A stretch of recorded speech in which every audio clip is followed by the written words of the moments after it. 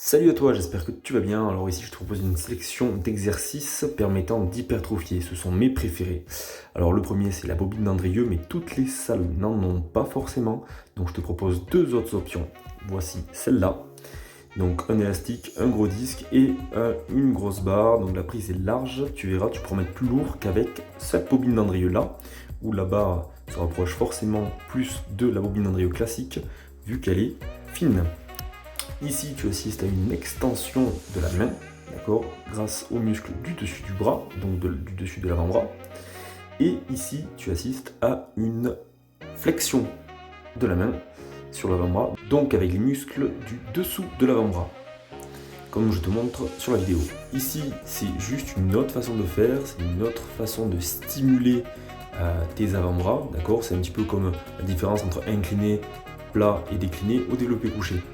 Ici, donc du coup, même chose, sauf que la barre est plus large, donc ça apporte une autre stimulation à la prise, grâce à la prise, et donc tu mettras beaucoup plus lourd, d'accord. C'est-à-dire que le poids que tu pourras mettre est plus lourd.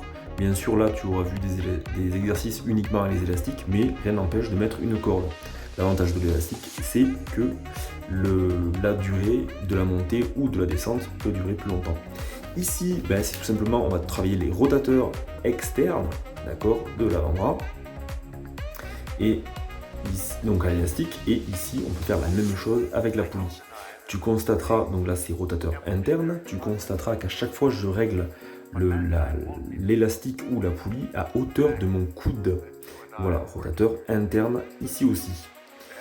Enfin, celui-là, tu le connais, mais on le fait souvent assis, mais malheureusement, la gravité n'est pas forcément bonne, alors que là, effectivement, je profite de la gravité et je l'utilise vraiment à son paroxysme par rapport à l'exercice. Tu peux faire la même chose, d'accord, en faisant une extension de la main sur l'avant-bras, sauf que tu ne pourras pas tendre forcément les doigts, vu que tes mains seront tournées de l'autre côté, donc tu ne seras pas en supination, mais en pronation.